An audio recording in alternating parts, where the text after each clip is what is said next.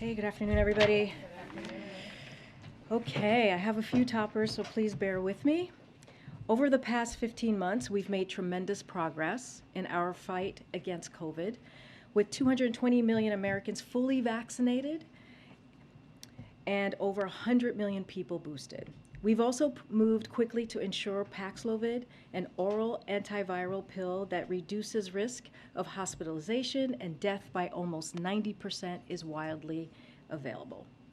Importantly, because of all the work the Biden administration has done on vaccines, boosters, treatments, and more, daily COVID-19 deaths are down by 90% from when the president took office, even as infections are rising. So the tools that the administration has made widely available to the American people are working to prevent serious illness, to keep people out of the hospital, and to save lives. And while COVID isn't over, it's critical that Americans know that we now have more tools than ever to protect ourselves. We can now prevent most COVID deaths, and that's major progress. To drive further progress today, we announced new federally supported test to treat sites. Today, the first of these launches in Providence, Rhode Island. In the coming days, we'll deploy clinical personnel to help transform several of Minnesota's state-run testing sites into test-to-treat sites. And in the coming weeks, we will work to open more in places like New York and Illinois. These build on the more than 2,500 sites we've already set up at local pharmacies and community health care centers. Yesterday afternoon, the governor of Oklahoma signed into law the most extreme piece of legislation to undo a woman's fundamental right to make her own reproductive choices since Roe became law.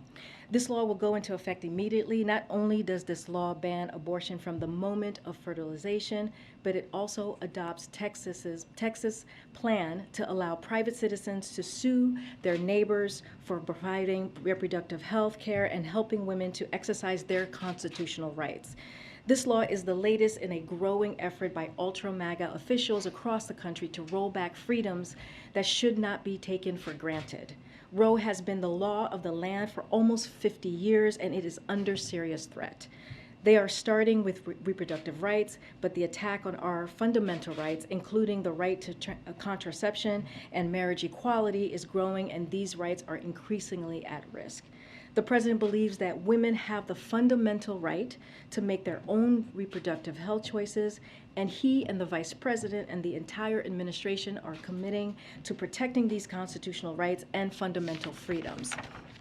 Today, the Department of Agriculture announced new steps to strengthen food supply chains, increase competition in the meat processing sector, and lower prices for American consumers. The department is making $200 million available to create a new processing capacity expansion program, providing $25 million for workforce training, and releasing the first of 3 planned rules designed to bolster enforcement of the Packers and Stockyards Act, which will increase transparency. These actions will combat market dominance by a small number of major meat and poultry processors in key markets, where excessive concentration and control has led to lower prices paid to poultry producers and higher prices by consumers.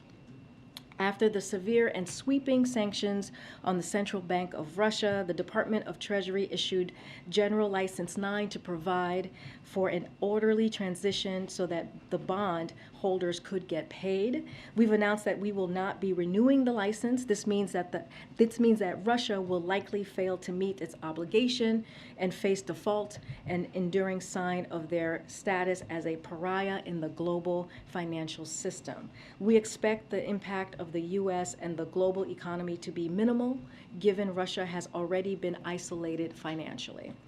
That being said, Treasury Department continues to monitor and have conversations with global financial community.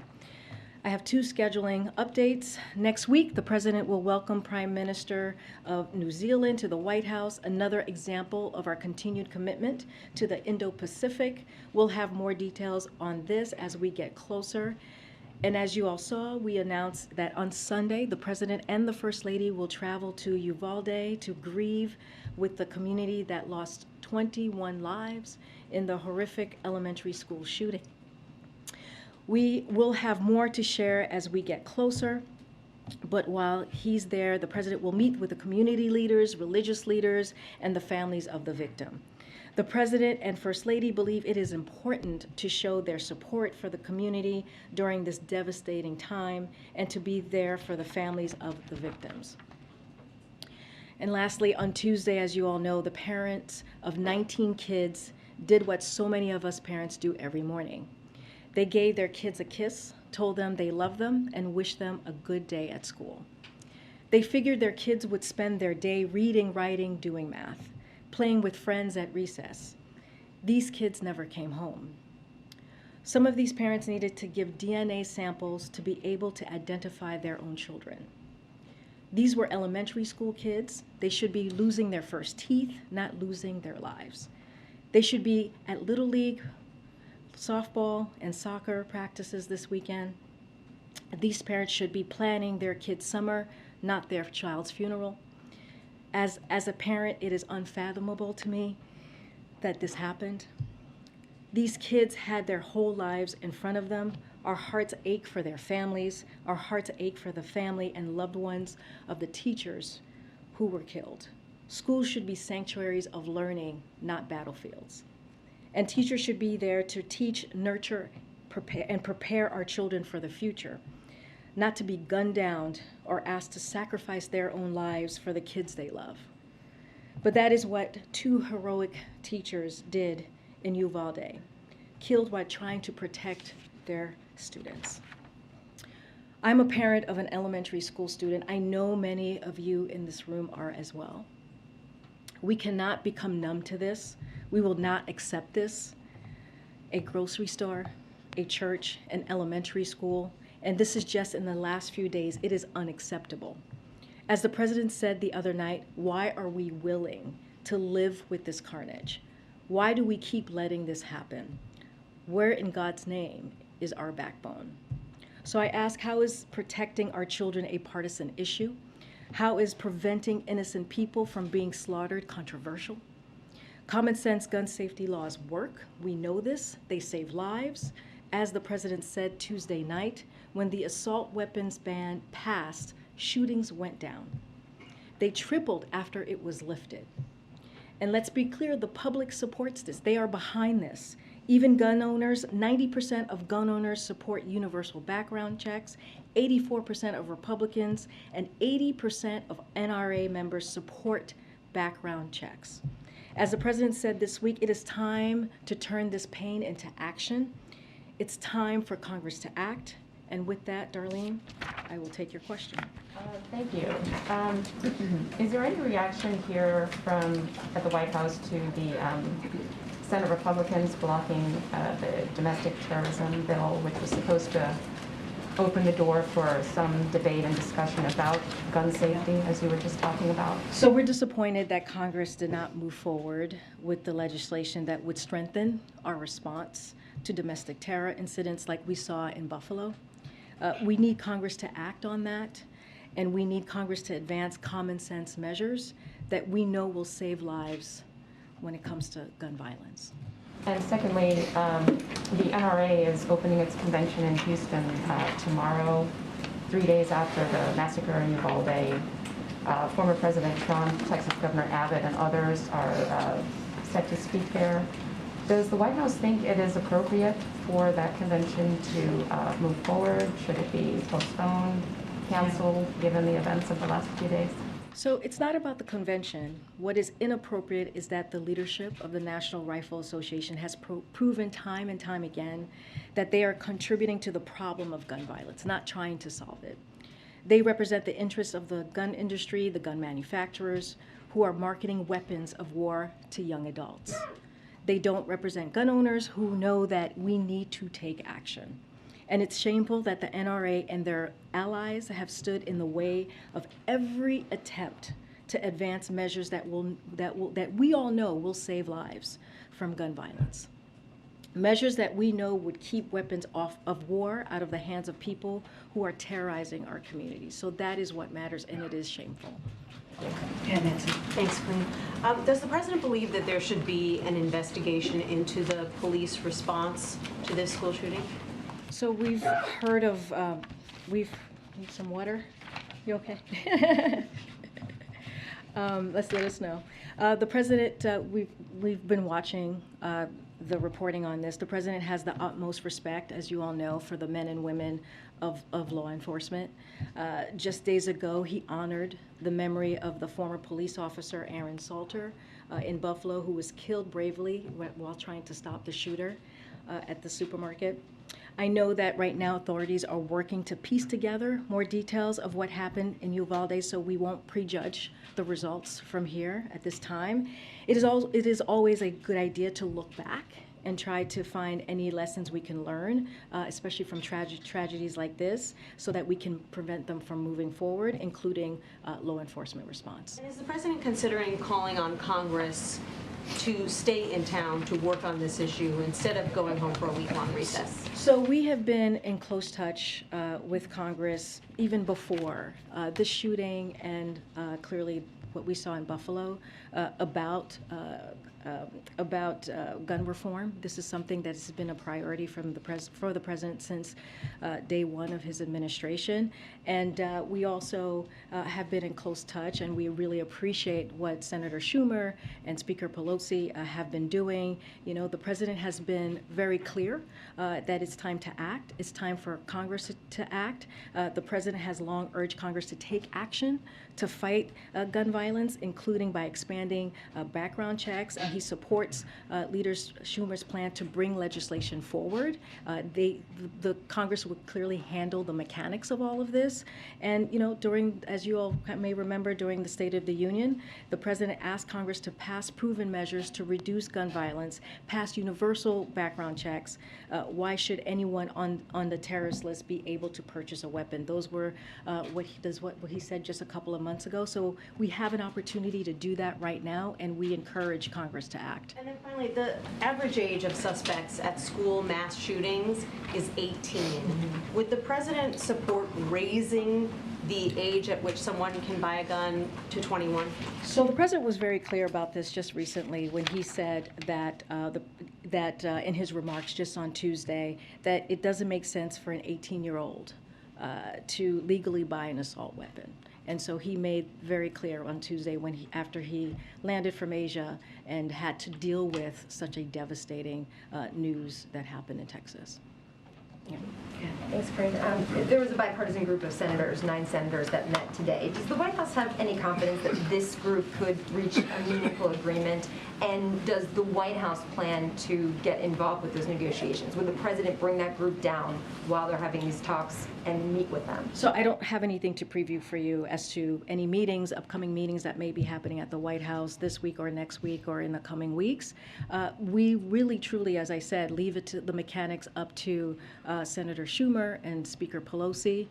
We are confident in that Senator Schumer will bring this forward. And again, it is time for Congress to act. This is what the president has been calling for since the beginning of his administration, and that's what we want to see, and that's what we encourage Congress to do. And Senator Schumer has signaled that they have roughly 10 days to get to a conclusion. Is that a timeline that the White House wants to see? And if at the end of that 10 days there is no agreement, the White House wants to see the Senate move forward on the 2 House passed bills? Again, we leave the mechanics to Senator Schumer. We want to see action. That is what we're calling for. But again, we leave it to the leadership, the Democratic leadership, to figure out how they're going to move this forward. Just one quick one. Can you give us any sense, has the president talked to other officials in Texas since Tuesday, of who he's talked to on the phone about what happened down there? I don't have any calls to preview. Clearly, the president is very much, and the First Lady is looking forward to meeting with the families, community leaders when they're there on Sunday. We have been trying to give the family some time to grieve, as this just happened 2 days ago. But again, he's going to see them on Sunday and have that opportunity to offer comfort. Karine, are you getting any sense that this time it's different, that there's a different climate on Capitol Hill that might be inclined to do some things? So I'll say this, Steve. You know, we have seen 2 horrific tragedies in just 2 weeks. Hours before the shooting, many of the 19 kids who were killed in Texas, Uvalde, were being awarded certificates. of the Robb Elementary's honor roll ceremony as part of the end of the school year. Today would have been their last day at school, and for the school year. In Buffalo, on the same day that this happened just 2 days ago, 2 of the 10 people who were killed while going to the grocery store on a Sunday, like many of us do, were being buried and honored by their families. I'm talking about Aaron Salter, the security officer who first responded, and Celestine Cheney, a mother and grandmother of 6, were being buried by loved ones right in Buffalo on that same day. So America has more guns than people in this country. If more guns were indeed the solution, we would be the safest country in the world, but we are not. And so the president has been very clear. He wants action. He wants Congress to take action. He wants to turn this pain into action. And I hope the Senate, and particularly those who have been unwilling to act in the face of previous tragedies, will act now. And that's what we are hoping and urging Congress to do. Is the president considering some unilateral actions on guns? There are a number of gun safety advocates who are pushing for things like a gun czar or a state of emergency declaration. So on your first part, while we've been calling for Congress to act, and the president has done that since the first couple days of the White House, he has been waiting, right? We have talked about the comprehensive approaches that he's taken. We recently announced how over $10 billion from the rescue plan has been spent or committed on ways to fight gun crime and gun violence. The president wants cities and states to use even more. The Justice Department issued a tough new rule to stem the flow of ghost guns, which are increasingly being found at the crime scenes and which are the weapons of choice for terrorists and criminals. So the administration issued a zero tolerance policy for gun dealers who willfully sell guns illegally. So this president has done more via executive actions than any other president during their first year of office. Now what we are asking for is for Congress. We are urging them to take action. Go ahead. Thanks, Karine. How does the president view his role in this moment? We talked yesterday about changing a dynamic that's been entrenched for decades now at this point. I understand the legislative details are Capitol Hill's prerogative. How does he view his role in trying to change that dynamic? Well, I think he view his role as he has been doing. If you think about his remarks on Tuesday, it was compassion, it was sadness, it was outrage, and you heard that from the President of the United States, basically saying enough is enough. And this is something that he understands personally. This is a president who has worked on gun violence during his Senate years as vice president and has leadership already from the first couple of days of stepping into this administration. So we have done our part. Will there be more executive actions, and will we do more? We'll look into that. We're always looking to do more. But right now, we need the help of Congress. We need them to step in and to deal with this gun violence that we're seeing that's tearing up not just families, but communities across the country. You were on, just one more quick one. Yeah, you were on sure. Air Force One. Can you talk about kind of the president's reaction when he got the news, when more details started to come out over the course of those final hours on the flight, and as he prepared for his remarks on Tuesday night, which he echoed on Wednesday? Yeah, as you said, Phil, I was with the president on the plane on Air Force One because we were coming back from Asia, and I got to see him right before he delivered the speech. Honestly, I would leave the speech to stand for itself. You heard his emotion. You heard what he said very, very clearly.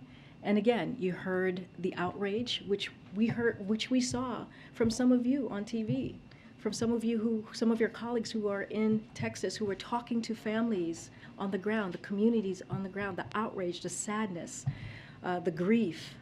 And that's what you heard from this president.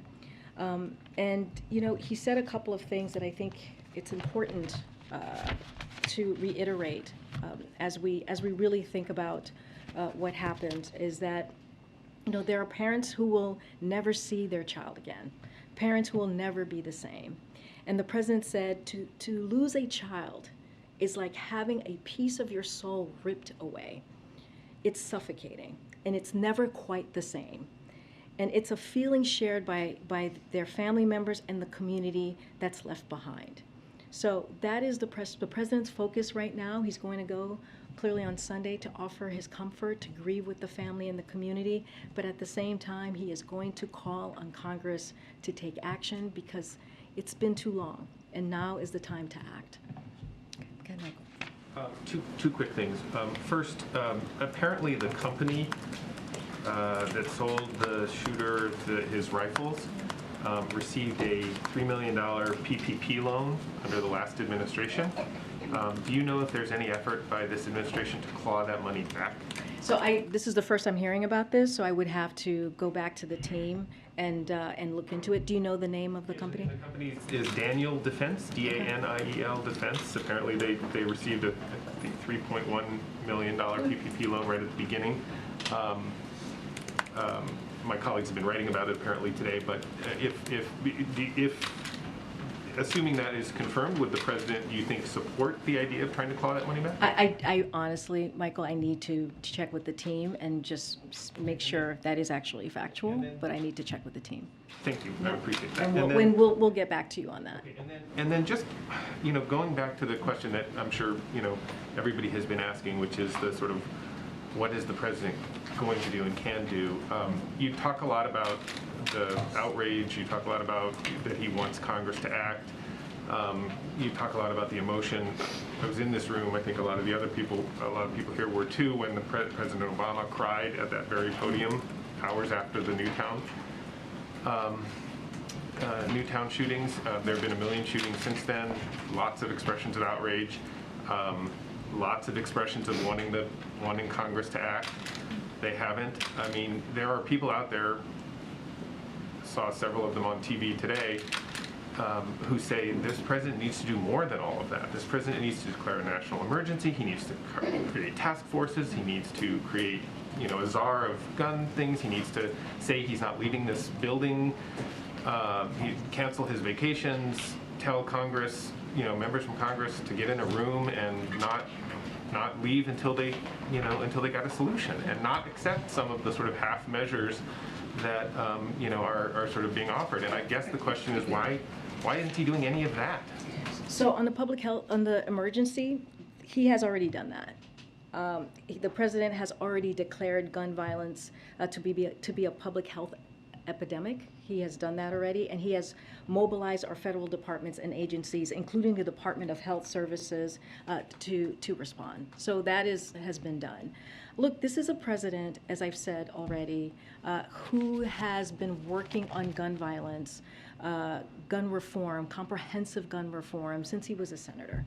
And he also was there, as you're talking about, what President Obama had to deal with. He was there. He was his partner in that, and took on that portfolio of dealing with gun violence. He was there at the table. Isn't that more of an indictment than it is a plus to say that the current president has been involved in this for more than for decades, and it's not being fixed. These things are happening over and over again. But look, Michael, we are frustrated as well. We are angry as well. Look, I said this earlier and I'll say it again. This is a president who has done more via executive actions. This is how much of a priority this is for him, because we're a year into his presidency. More via executive actions than any president in their first year. But many of those are not directly right, related which is to the why issues of mass shootings. They may be directly related to guns, and that's important. I'm not saying, but right. They're not directly related to. Well, this is why we're calling on Congress to act. The president is doing what the president is doing what he can, right, from here, from the White House. And he has said he cannot do this alone. He's been very clear. He understands we need to do more. But Congress also has to act. He has done a comprehensive plan on gun violence. We have listed that out. Every couple of months we talk about what he's doing, what executive action he's taking. And now he is saying Congress needs to act. But he has been saying that for some time. Go ahead, Kristen. Karine, give me 1 second, please. I want to follow up on this idea, because the president campaigned on a promise to be able to bring Democrats and Republicans together to get the hard things done. Why has he not been able to bring them together to make this a legislative priority to even get a small measure done when it comes to? Well, I think that's what Senator Schumer is trying to do. Yeah.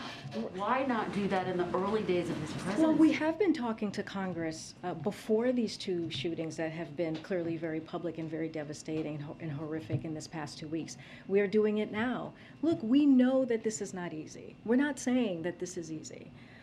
And the president is doing everything that he can to get this done. But we are going to continue to call on Congress to act. Does this now move to the top of his It's a legislative priority. priorities above Build Back Better, above COVID relief? Does this now need to be the singular focus of all of Washington, D.C.? Kristen, I would argue that this has been a top priority from the time. Singular focus for the president and I'm not going lawmakers. to list out the 1, 2, or 3 of priority. What I can tell you is this has been a top priority. Literally, he started working on this the first couple of days he walked into this office. And you're getting a lot of questions about the czar. I guess just to ask to ask it a different way, former President Obama appointed then Vice President Biden to take control of this issue.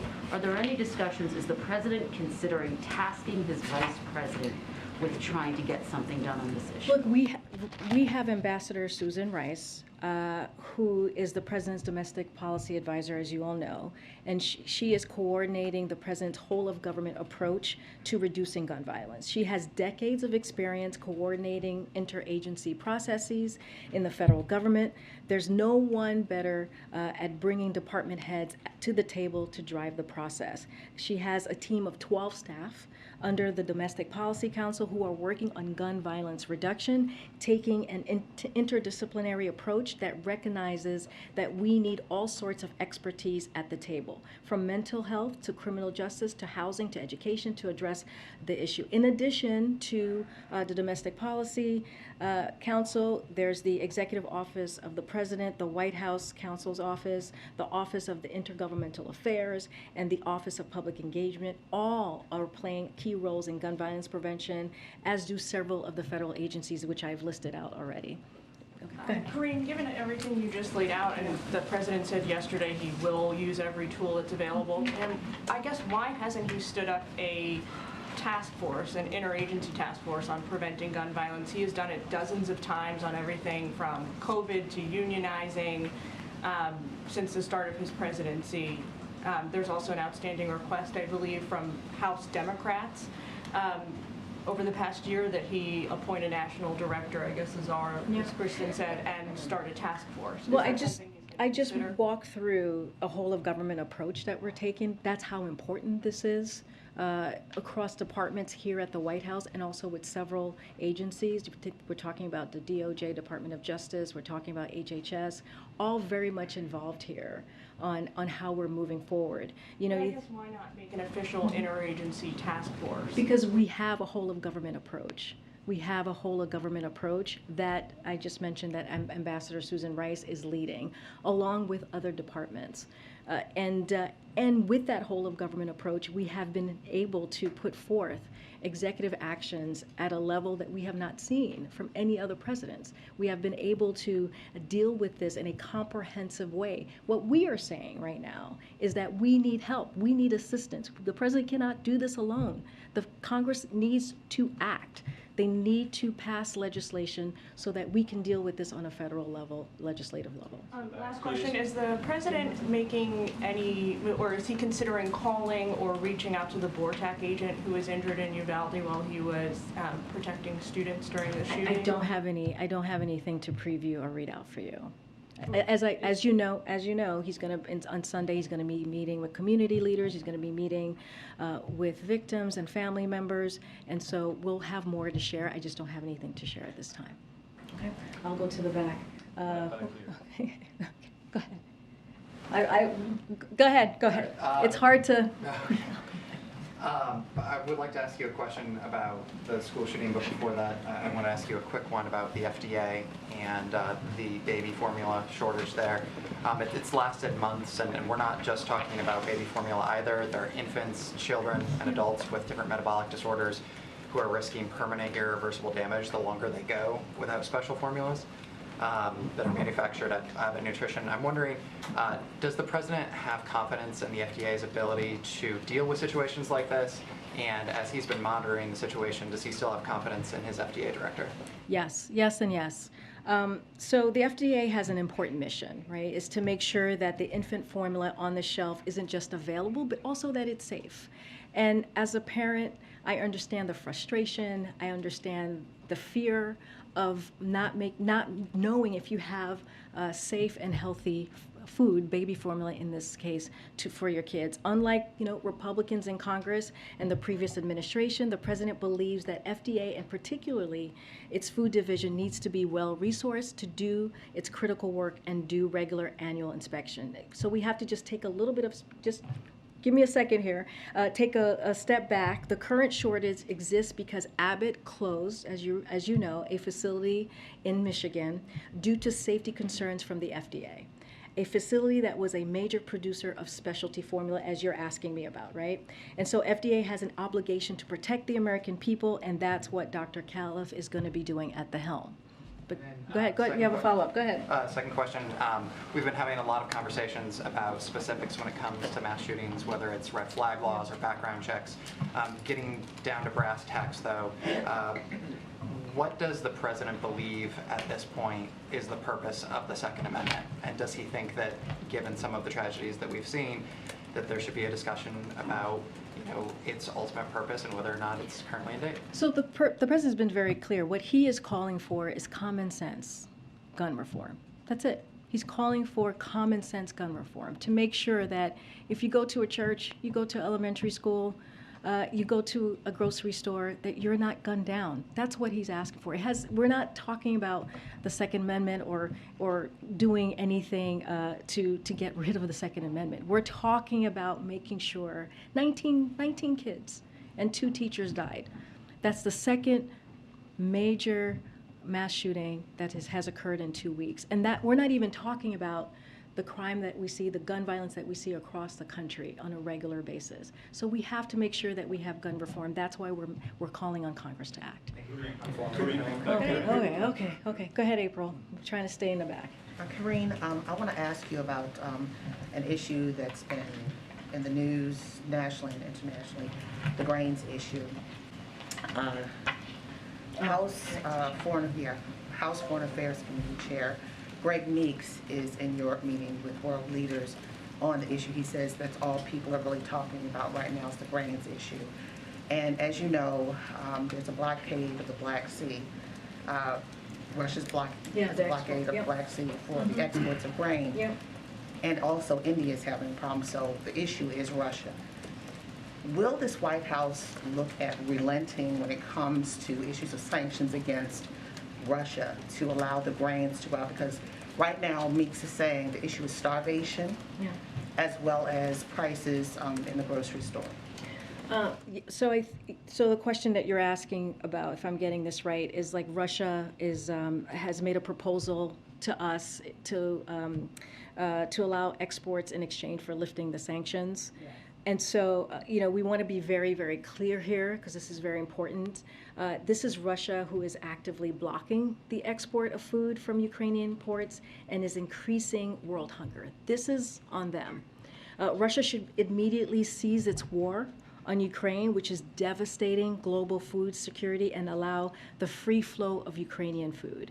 Before Russia attacked Ukraine in February, Ukraine was the world's largest export of sunflower oil, the 4th largest export of corn, which is what you're asking about, April, with the wheat, and one of the largest exports of wheat, this is what you're asking about. Now, there are tons of products sitting in silos in Ukraine and on ships that are unable to set sail due to Russia's naval blockade. So, and to be clear about something that has been the subject of Russian disinformation, sanctions from the United States and its allies and its partners are not preventing the export of Ukrainian or Russian agriculture, including food and fertilizer, nor are they preventing the ordinary transactions that are necessary for these exports, such as banking or shipping. Therefore, even according to the terms of their own apparent proposal that they have presented to us, Russia should immediately allow Ukrainian agriculture exports. Go ahead. Go ahead. There's no conversation at all about lifting sanctions. You're saying no. There is not. Remember, as again, this is Russia's doing. This is on Russia. No. Okay. Oh my gosh.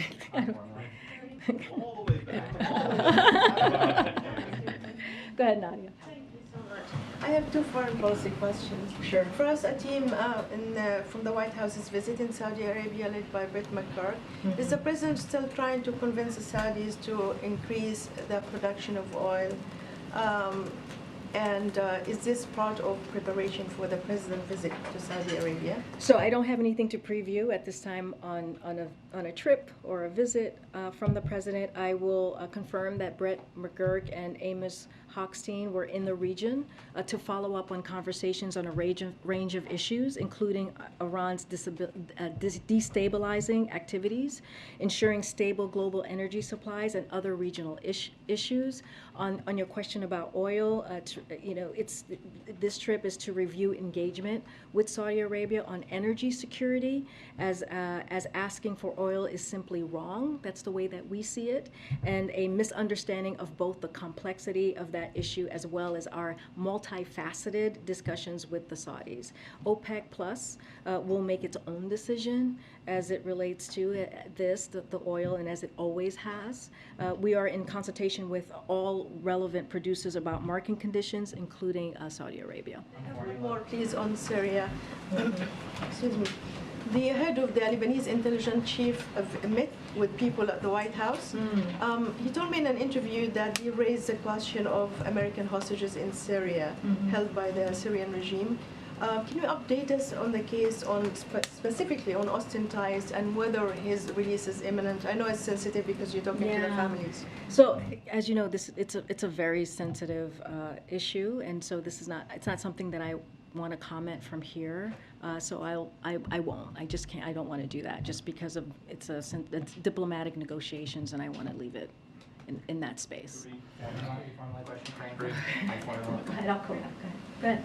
Has the White House detected any mood shift that makes you optimistic after this shooting that something's finally going to happen, that something's finally going to get passed after 19 children were shot down? So, we don't have our finger on the pulse on the mood. What we can do is continue to fight for American families, for American communities, as we see the violence that has, especially the two major tragedies that we've seen these last 2 weeks, and call on Congress to act. The president, again, and I've stated this, he has taken executive actions over this past year and a half, which is more than any president has done in its first term, and he cannot do this alone. And so he is going to leave it to Senator Schumer, who is going through the mechanics of what that's going to look like, moving legislation forward. And so we appreciate their efforts, we appreciate his effort, we appreciate the speaker's effort, and we're going to continue to have those conversations as we have been throughout this past year and a half. Go ahead. Thanks, Karine. So after the president visited with families in Buffalo, he was asked, what more can you do on guns via executive action? And he said, quote, not much on executive action. As Steve said, there are multiple gun safety groups that disagree with that statement and have pages of executive actions that they think the president can take. Does the president have any plans to meet with gun safety advocates? I know when he was vice president, he had hundreds of meetings in the EOB in his office there with groups. Does he plan to meet with them, and if not, why not? So I don't have anything to preview. Not at this time. I just talked about Susan Rice and her team, Domestic Policy Council. I've talked about the public engagement team and others, DOJ and also HHS. And those teams have been regularly talking to outside experts, outside groups over the course of this past year and a half. That's how we were able to put forward these executive action, comprehensive effort to deal with gun reform. So those conversations are going to continue. I just don't have have anything to preview for you on this morning. But just in terms of that sentiment, Oh, where okay. the president says there's not much more on executive action that he can do, does the shooting in Texas change that? I think what just to speak to that, look, the president has done a lot. He really has. The fact that I'm able to state this historical fact of how much he's done in his first year and a half. But, you know, we're always looking at what else we can do. But we have done, we have done so much. I just read it out, including stemming the flow of ghost guns, cracking down on gun trafficking, and using the American Rescue Plan funds to invest in keeping officers on the beat to fight gun crime and gun violence. And so we're going to continue constantly looking at additional executive action so we can move forward. But the president, again, cannot solve this problem alone. He needs Congress to do its job and to act. What role do you guys expect Senator McConnell to play on any sort of bipartisan gun legislation? Has the president planned to contact him or speak with him at all? And what are you hoping for from Look, the Senate minority? you know, again, we're going to leave the mechanics to how this gets done to the leadership in Congress, Senator Schumer and Speaker Pelosi. We have had several conversations before these major shootings that occurred these last 2 weeks. This is an issue that has been a priority for this president since the moment he walked into this office. And as I mentioned, as a senator, as a vice president, and now as president. So there's an array of issues that we talk to Congress on a regular basis. And again, we're going to continue to have those conversations. On the gun issue, just a quick follow-up. Yeah. Is one of the concerns of the White House that moving ahead with executive actions right now while there are talks in Congress could sink those talks in Congress? Is that why you're one of the reasons you might be holding back on moving forward with executive actions? No, I mean, we've been very clear. It's time for Congress to act. We cannot do this alone. The president cannot do this alone. So we're asking Congress to act so we can have federal laws to actually deal with doing gun reform, comprehensive gun reform. On the Summit of the Americas, President Bolsonaro of Brazil has said he plans to attend now. AMLO of Mexico is still making mixed signals. Can you say whether those invitations have now formally gone out to all those leaders, and are the governments of Venezuela and Cuba and Nicaragua going to be excluded? So we're still considering additional invites, and we'll share them when we feel it's appropriate, when it's final, and that's when we'll share them. I don't have anything right now to share as far as a list. And then just one last one. Mm-hmm. The CBO came out with a report earlier this week that showed inflation was going to remain above target going down, but still above target to the end of this year and then into next year. I mean, has the White House sort of painted too rosy a picture on how quickly inflation is going to go down given the projections that came out from CBO this week? So a couple of things. So as you mentioned, the CBO report came out yesterday. It projects stable, steady economic growth in the years ahead. As inflation eases, the deficit falls dramatically this year. On the deficit, the CBO projects that our deficit this year will fall by $1.7 trillion after it fell by $350 billion just last year. That's after the deficit increased every single year President Trump was in office, and it is a lower deficit for 2022 than the CBO projected before passage of the American Rescue Plan. That means that our strong economic recovery, powered by the president's economic and vaccination policies, also improved our nation's fiscal position and reduced our deficit. On growth and inflation, CBO projects the economy to grow by 3.1% this year and 2.2% next year, with core personal consumption exemption, that's PCE inflation, falling to 2.3% by the end of next year. This is the kind of transition from a historic economic recovery. Again, steady, stable economic growth that works for working families that the president's policies are designed to bring about. So that's how we're viewing the CBO report. Go ahead, you had something on formula, you said? Can you tell us if there are any more flights planned from foreign flights for formula? I don't have anything to preview at this time, but we will have some more information in the upcoming days. Is that because you all are working on it and the details are not out there, or can we expect more flights? Yeah, definitely you'll expect more flights. I just don't have anything to announce at this time. And as you know, the second flight landed in Dulles yesterday. The First Lady was there to receive the formula and the package that landed. And then on the FDA question, you said you brought up the Abbott plant and it was kind of putting on them, but Senator Patty Murray today told the FDA that she gives the FDA an F on not realizing the warning signs of the crisis. And she also says that they have not given her a plan that she's requested about how to stabilize that food safety program. So is there anything the White House can ensure that the FDA has been responsive to Senator Murray and those on Capitol Hill? So let me just first say this. This is the hearing. During the hearing yesterday, Dr. Califf said it's important we get to the bottom of what happened with the Sturgis facility and the root of what has caused the issues we're facing today. He has designated someone to lead an after-action report, but we have to take a step back here and look at the dynamics of what we're dealing with. We have 4 companies that make up 98% of the market. An industry that's concentrated means more vulnerability to the supply shocks and fewer options for consumption. And because of Abbott's voluntary recall, there have been huge disruptions to formula supply of a highly concentrated market. So we have to fix this. So our focus right now is on getting more infant formula supply to families across the country as quickly as possible, as well as running a historic agenda to diversify markets and grow the number of companies competing for your business. This is what will help avoid situations like this in the future.